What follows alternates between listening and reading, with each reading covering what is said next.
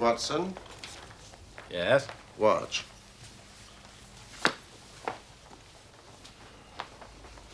The chemical reaction you are about to witness will solve the mystery concerning the persecution of Mr. John Vincent Hardin. Excellent. The tobacco millionaire. Shall I take notes? No, I will dictate in the fullness of time.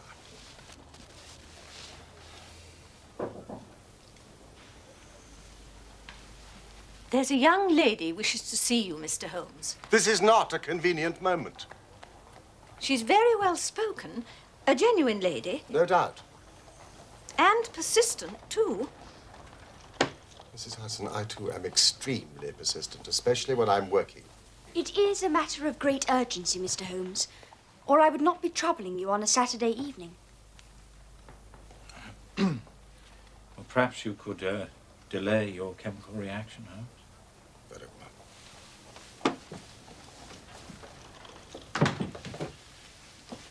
well. Do sit down. Miss, Violet Smith. Dr. Watson. Thank you, Mrs. Hudson. A genuine lady, I told you. Oh, please. Thank you. I'll be quite happy here.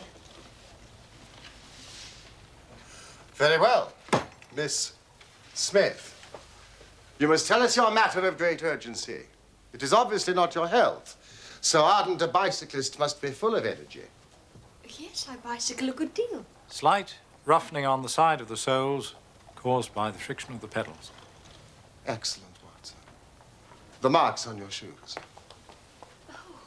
Yes. Even if I have to travel a long way, I take my bicycle on the train with me, as I did today. You will excuse me, but it is my business. Yes, I nearly fell into the error of supposing you earned a living by typewriting, but of course it is obviously music. You will observe, Watson, the spatulate finger ends, which is common to both professions. There is a spirituality about the face, however, which the typewriter does not generate. This lady is a musician. Yes, Mr. Holmes, I teach music. In the country, I presume, from your complexion. Near Farnham, on the borders of Surrey. But please, let me explain why I am here.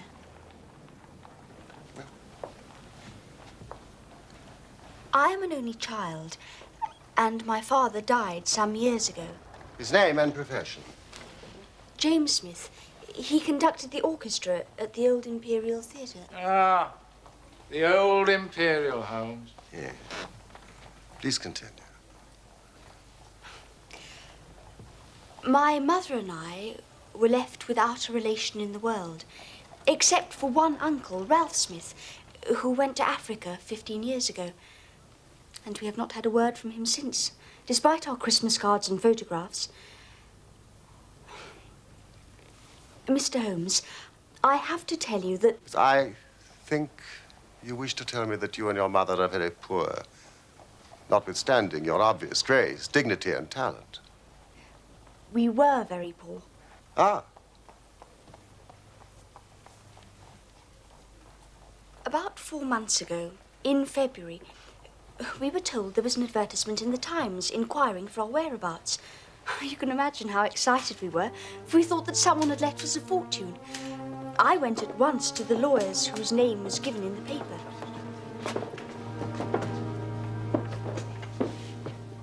Now, this is Miss Violet Smith.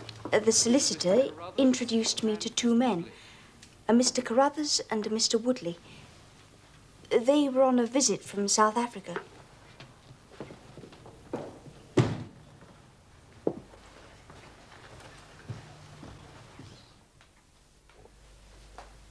I wish I could tell you your uncle left you a vast fortune, but as I said... He died in extreme poverty.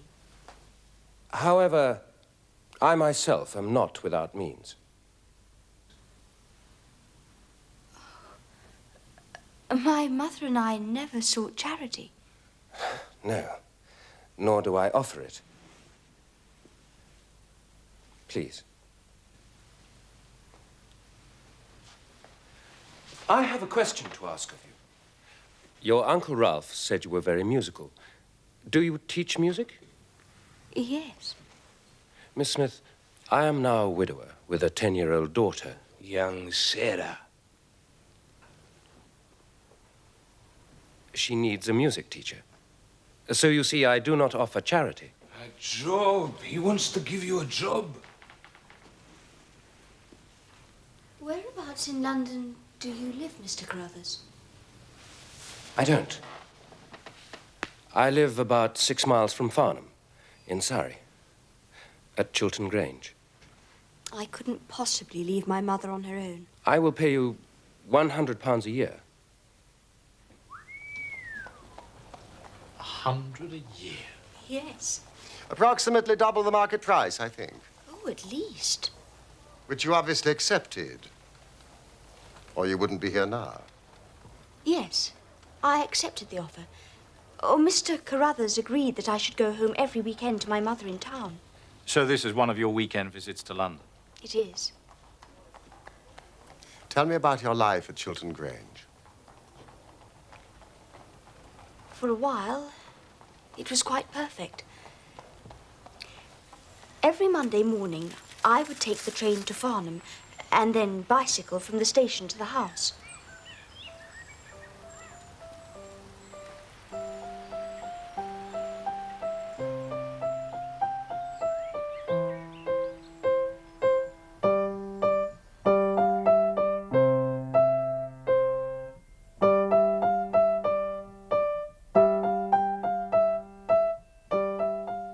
The little girl's name was Sarah, and she was delightful, as well as being a very good pupil.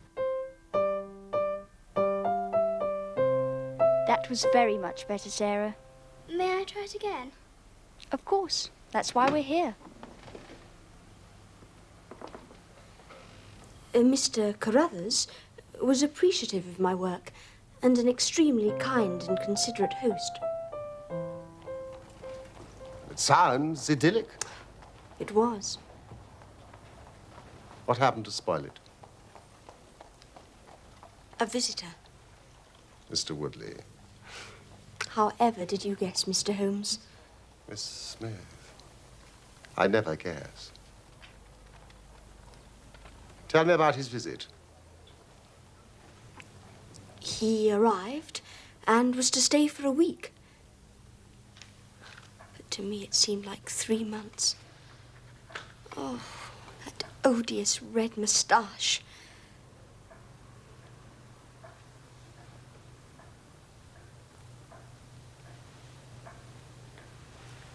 One evening, after dinner, Mr. Carruthers had to leave us for a minute to see somebody at the door. A gentleman to see you, sir.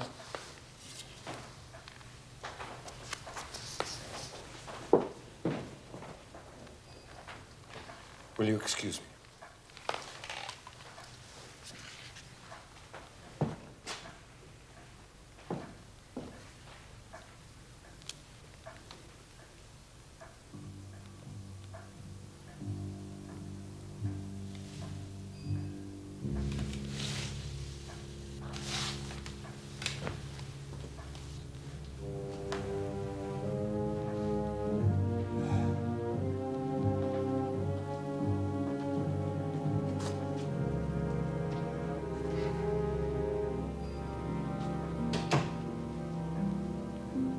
That's better.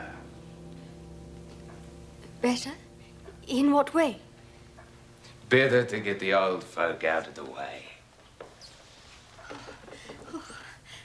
I don't regard Mr. Carruthers as old. Oh, yes, but he isn't young. Like us. I do wish you wouldn't blow smoke in my face, Mr. Woodley.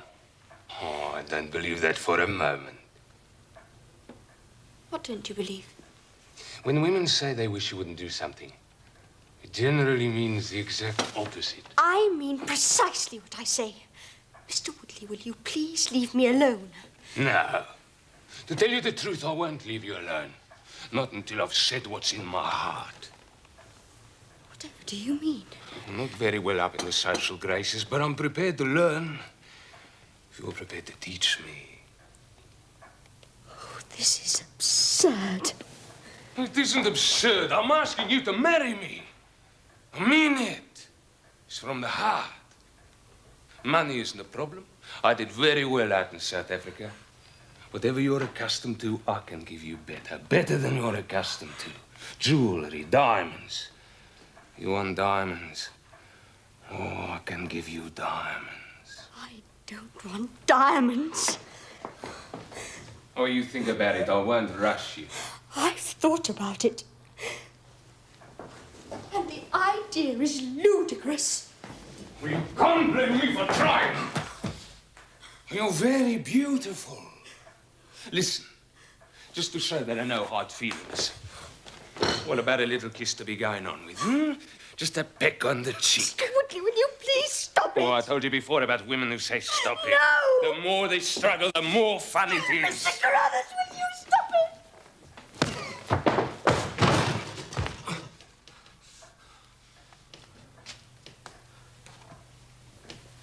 Get out of this house! All right. I'm going. I'm not interested in old men. In old maids.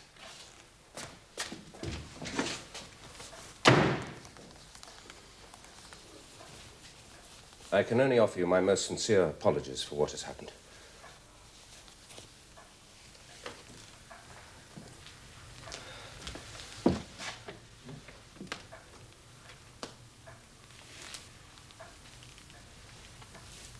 If I give you my assurance that it will not happen again, for my daughter's sake, will you stay?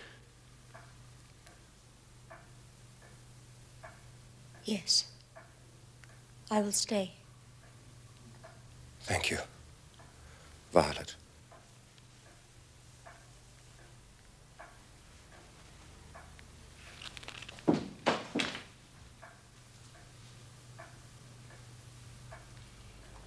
Mr. Woodley left the house, and I have not seen him since. The blackguard.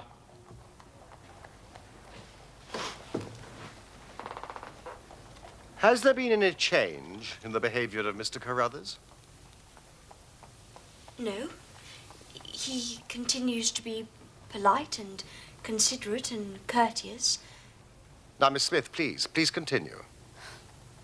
Yes. There is something else. Oh, it may be a mere fancy of mine, but it seems to me that Mr. Carruthers shows a great deal of interest in me. Oh, he has never said anything. He is a perfect gentleman. But a girl always knows. So I believe. And I assume that these feelings that you sense from Mr. Carruthers are not reciprocated? He is a kind and generous employer, but I am already engaged.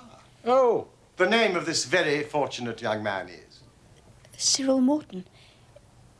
He's an electrical engineer with the Midland Electric Company in Coventry. We're to be married at the end of the summer. We wish you joy. Thank you. Yet I am puzzled as to why you have chosen to consult me. It is an intriguing story, to be sure. But I sense you are frightened and do not understand why. You seem well capable of protecting yourself. Please. Help me, Mr. Holmes. What is it? I am being followed. Followed? By whom? A cyclist. Every Saturday morning, I bicycle from the house to Farnham Station to catch the 12:22 to town.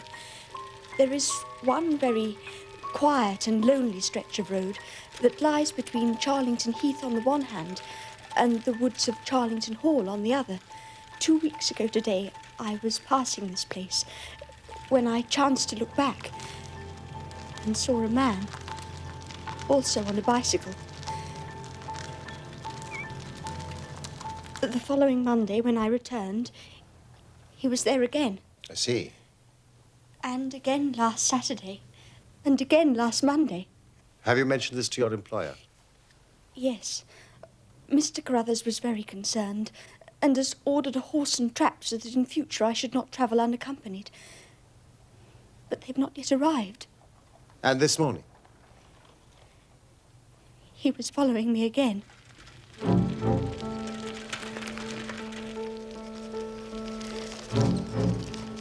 I slowed down, but he did the same. Then I stopped completely, but he did the same. So, I laid a trap for him.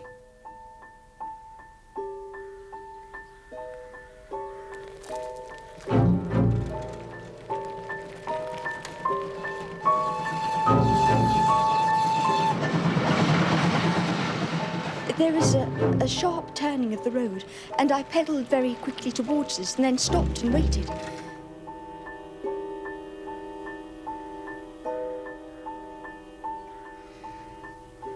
But he seemed to disappear into thin air. Can you describe this man?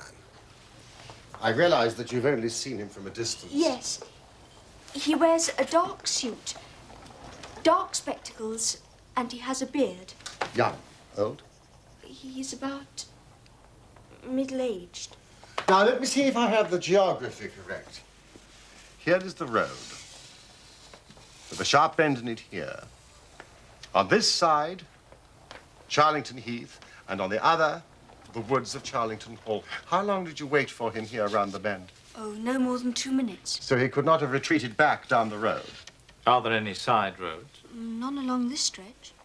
Could he have taken a footpath across the heath? Oh, the heath is totally flat and bleak. I think I would have noticed him. So, by a process of exclusion, we arrive at the fact that he made his way towards Charlington Hall. Now, how does Mr. Carruthers make his living? Oh, he's a rich man. But no carriages or horses. Well, at least he's fairly well off. Oh, he goes into the city 2 or 3 times a week. And he sometimes refers to his gold chairs. Yes, I see. You must let me know immediately that there are any fresh developments.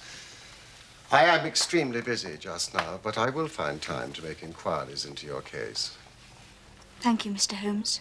In the meantime, take no step without letting me know.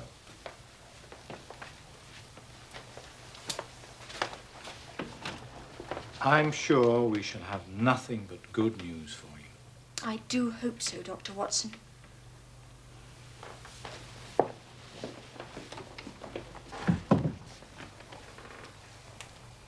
Very lovely girl.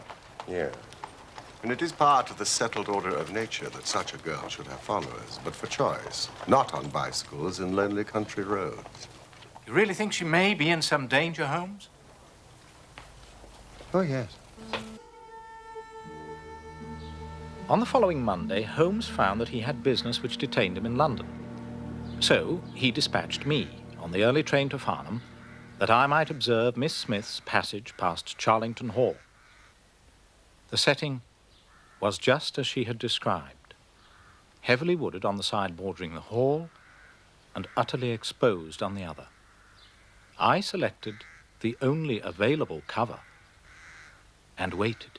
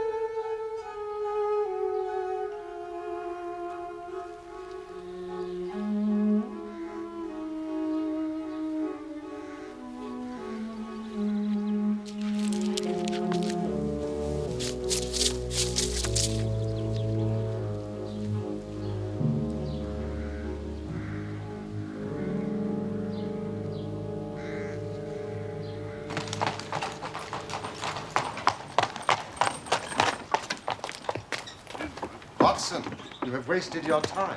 I thought I did rather well. No, your hiding place was ill-chosen. You should have been in the bracken on the other side of the road. In that way, you would have had a close view of this fascinating solitary cyclist. Thank you. As it is, you are 100 yards away and can tell me even less than Miss Smith reported to us last Saturday. You describe him as bending low over the handlebar? Yes, quite low. Yes, that's concealment again, which in your case worked perfectly. Oh, no, you really have done remarkably badly. He goes back to the hall, and you come all the way back to London to call on a house agent. Well, I found the information I was seeking. You found the name Williamson, which conveys nothing to my mind. Well, we know he's elderly and respectable. And therefore unlikely to be the energetic cyclist that sprints away from that athletic young girl. Well, what should I have done? Gone to the nearest public house. That is the center of country gossip. They would have given you every name from the master to the scullery maid. Instead of which you give me Williamson. Good afternoon, I wonder.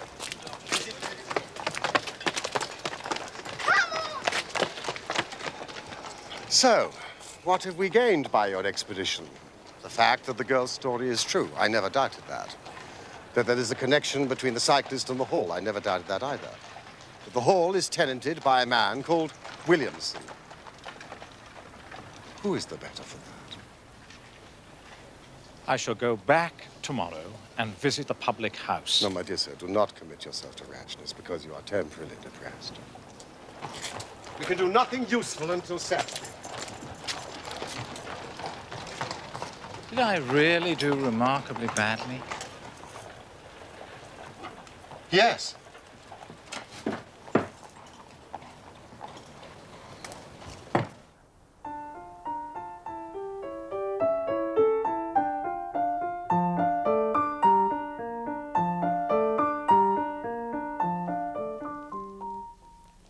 Very beautiful. Thank you, Mr. Crothers. It is a new piece. I need to practice it more. No, I don't mean the music. Violet, I have a question to ask you.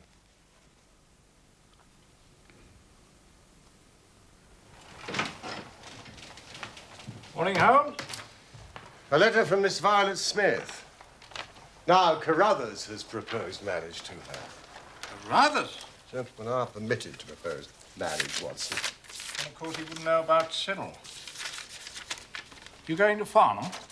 I want to test one or two theories which I have formed. Shall I come with you? No, that will be neither useful nor necessary. Try the nearest public house. Always a good centre for country gossip. Thank you, Watson. Capital notion.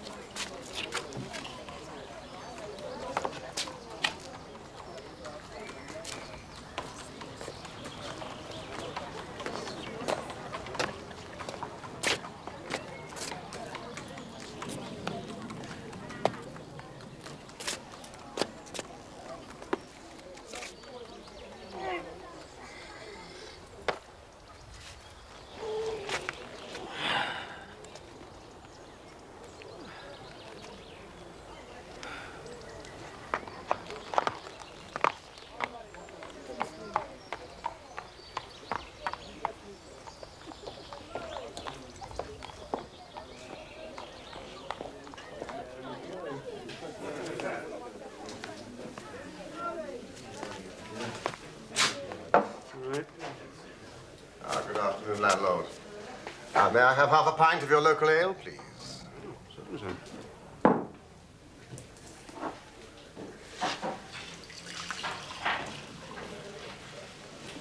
Here we are. Thank you. You may keep the change.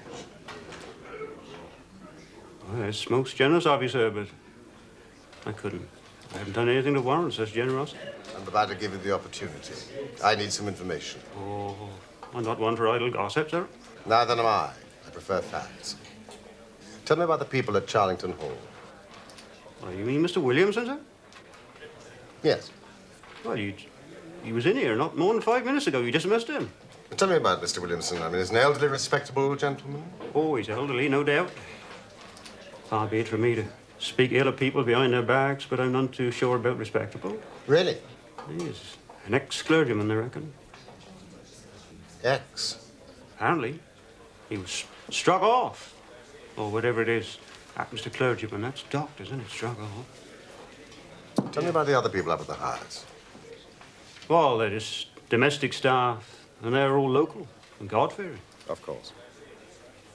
But he do have folk up there at weekends. Weekends? Yes, sir. Weekends. Ah, well, what sort of folk? Oh, they're a warm lot. Warm? Yeah. The sort you don't want to get too near for fear of getting burnt, like. That's good. Oh, well, you may think it's good, sir. But it don't go down well in the village, I can tell you. And there's one fella in particular. Particularly warm, is he, this? Yeah. He's very particular, is he? I'll wager he has a red moustache. Yeah. Do you know him? I've never met the gentleman. Well, now's your chance. Mr. Woodley. None of your damn business. Our landlord keeps a very respectable house, and your language is not welcome. Who do you think you are? What the hell do you want coming here asking all them questions? You're quite right, landlord. Clearly not a gentleman. Oh, I'm as much a gentleman as you are.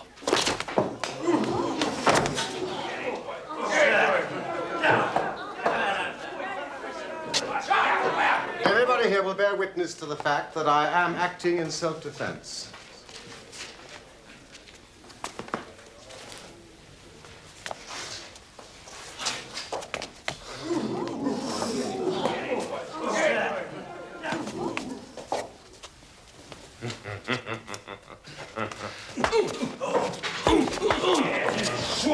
No, sir. A gentleman. Only a ruffian deals the blow with the back of the hand. A gentleman uses the straight left. And I said I'm a gentleman.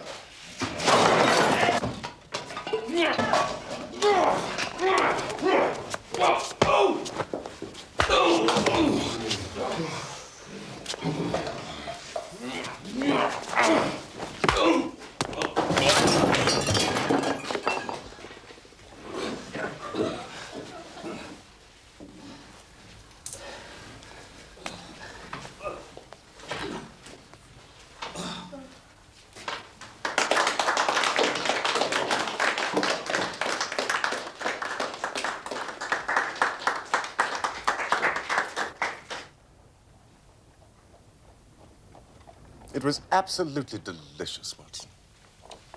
So I see. A straight left against a slogging ruffian. I merged, as you see. And the slogging ruffian? Mr. Woodley was taken home in a cart.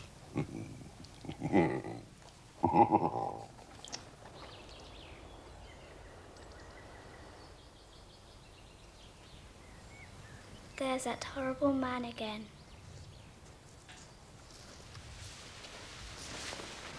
Which man?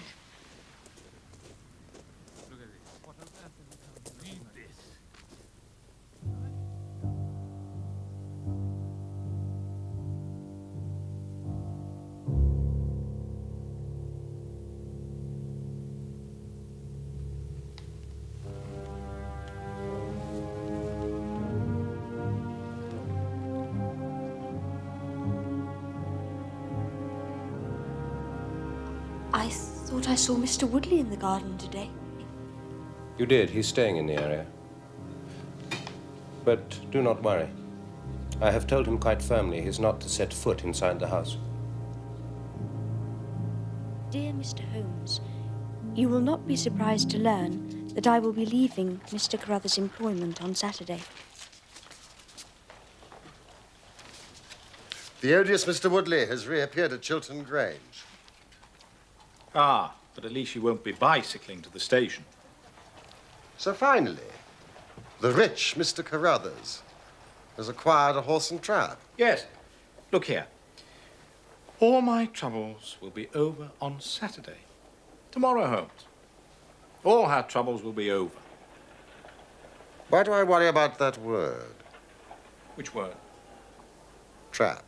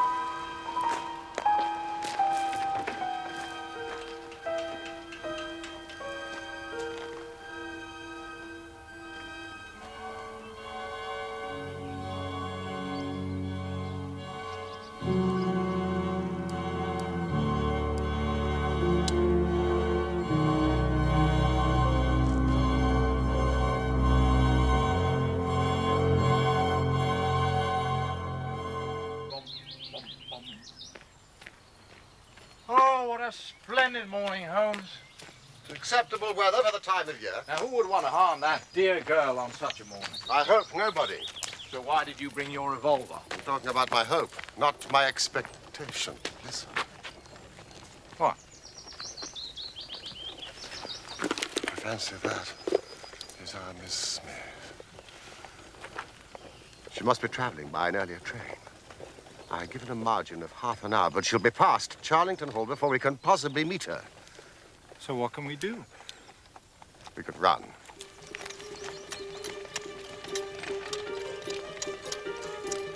Fool!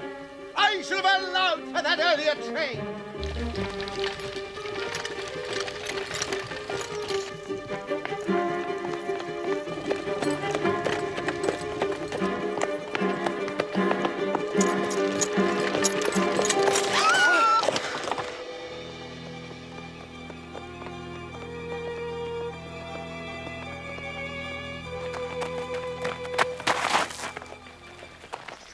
It's abduction. What's it? It's abduction, murder, heaven knows what. Stop that horse.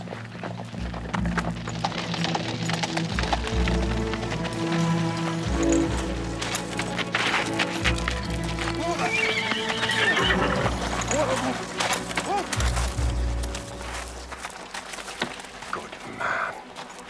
Come on, Watson.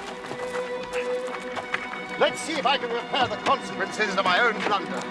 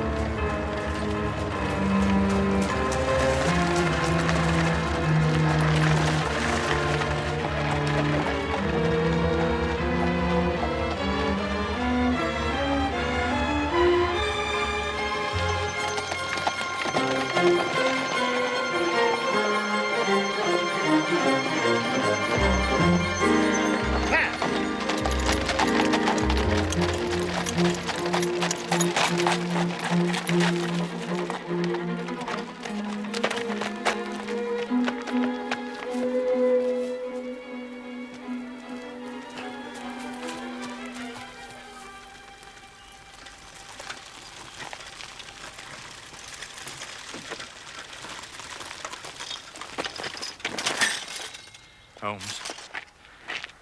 Where did you get that cart? Where is Miss Violet Smith? That's what I'm asking you. You were in her cart. It was on the road. There was no one in it. Somebody seems to have gone through this way.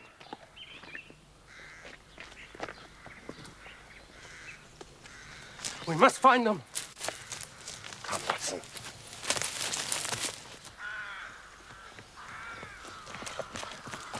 Now look! Do you know who this is? That's Peter, the groom. He was taking her to the station. He's alive. Pulse is strong. Mustn't be left lying there too long. Let him lie. We can't do him any good, but we might save her from the worst fate that can befall a woman. Where are you going? The house. They didn't go to the house. They went this way to the left. Are you sure? The cowardly dogs! too late! Watson! Too late by the living jingo!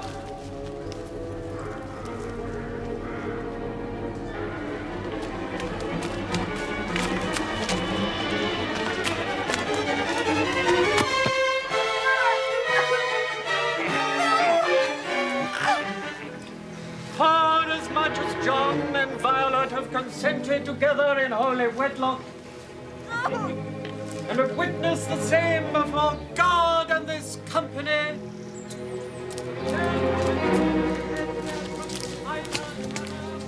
and have declared the same by the giving and receiving of a ring and the joining of hands, I pronounce that they be man and wife together.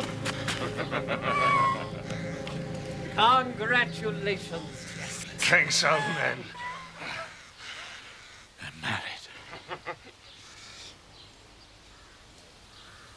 Welcome to the party, gentlemen. Let me introduce you to Mrs. Woodley. Don't, Carruthers. Carruthers?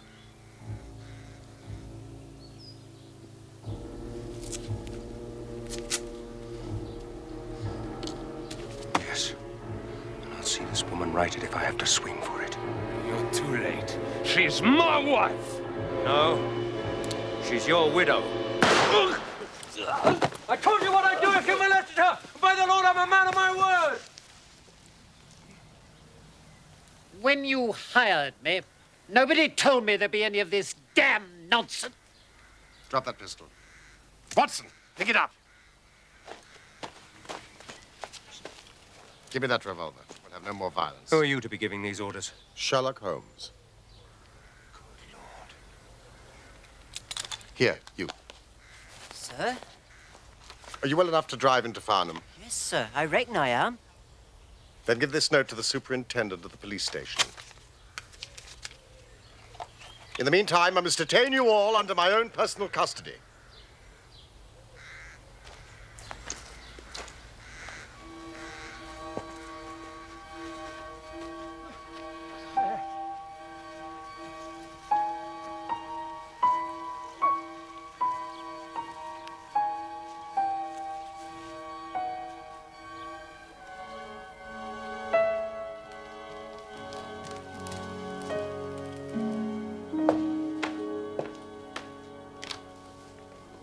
How are the patients, Doctor?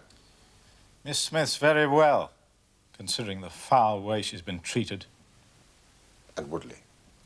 Alas, I have no doubt he will live. What? I'll go upstairs and finish him off. Now, sit down in that chair, Carruthers. You're right. He isn't worth swinging for. But you told me that girl is to be tied to Roaring Jack Woodley for life? You didn't concern yourself about that. I married them till death do them part. Under no circumstances can she be considered his wife. Are you sure? For two very good reasons. In the first place, we're very safe in questioning Mr. Williamson's right to solemnize a marriage. I have been ordained. And unfrocked. Once a clergyman, always a clergyman. I think not. How about the license? Oh, we had a license. I have it here. Undoubtedly obtained by a trick. But in any case, a forced marriage is no marriage. Indeed, it is a very serious felony, as you will discover. Now, while we are waiting for the police, Mr. Carruthers, you might tell me your story. If you squeal on us, Bob Carruthers, I'll serve you as you served Jack Woodley. There's no need for you to get overexcited. The case is clear enough. Well, if it's clear enough, why don't you tell us? Very well. Mr. Carruthers will have to fill in a few details for my private curiosity, but I am happy to do the talking. In the first place, the three of you came across from South Africa. Wrong. I've never even been in South Africa. It's true. Woodley acquired this creature after our return. Very well. You and Woodley had known Ralph Smith in South Africa. You had reason to believe that he would not live long. And you found out that his niece, would inherit his fortune. How's that? But you told the girl her uncle died in poverty. Whereas he was still alive, admittedly only just. And a wealthy man, who I suspect had made no will. Ralph Smith could neither read nor write. So, you and Woodley came over here and hunted up the girl, knowing she was the next of kin, and that you would share the plunder. I was due a share for services rendered. And Carruthers, you made the mistake of falling in love with her.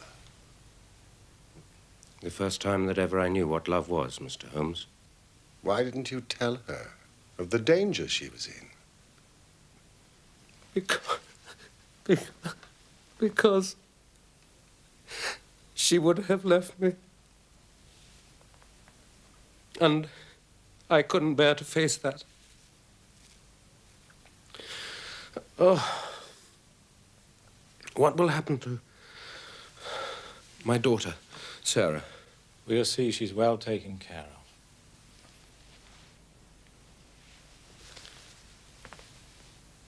You see, even if she couldn't love me, it meant a great deal to see her about the house and hear the sound of her voice. You may call it love, Mr. Carruthers. I should call it selfishness. Maybe the two things go together. But I tried to protect her. I never once let her go past this house where I knew those rascals were lurking without following her on my bicycle to see she came to no harm. I kept my distance and wore that beard so she should not recognize me. Then I presume the cable arrived. Cable? What cable?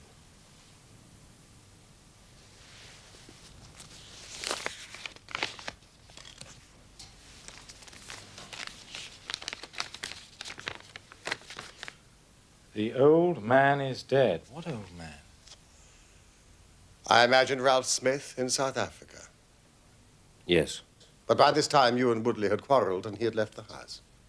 Woodley came back again to ask me to stick to the bargain. I refused. I said I would have nothing to do with violence. One last detail.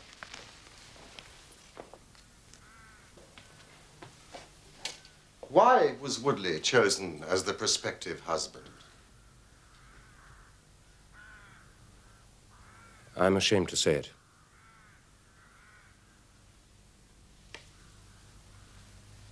We played cards for her.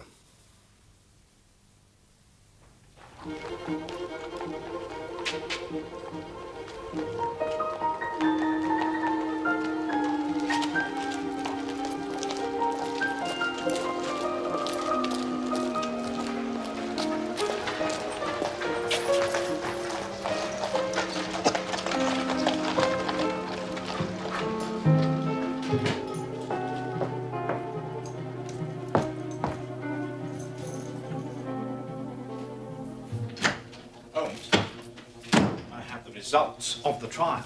Listen to this. The judge, in summing up, said,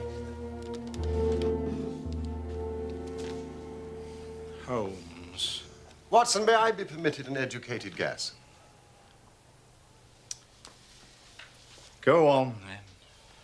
I would expect Woodley to get 10 years, Williamson 7 years, and Carruthers, in view of the eloquent speech I made on his behalf at the trial, probably 6 months. That is exactly right. Well, I have certain advantages, Watson. Largely the fact that I sent out for the early edition. An undoubted advantage.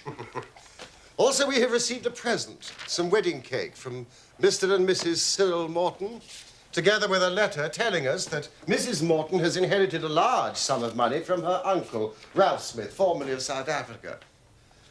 The happy couple are thoroughly enjoying looking after young Sarah Carruthers, while the father is in custody. Her piano playing is improving, and she wants to take up bicycling. A splendid day all round, wouldn't you say? There is more splendor yet to come. More splendor? What do you mean? Watch carefully. Oh, I remember. The chemical reaction that will solve the mystery concerning the persecution of Mr. John Vincent Harden. Precisely. I've spent the entire week in the Imperial Science Museum, and I think this is the answer.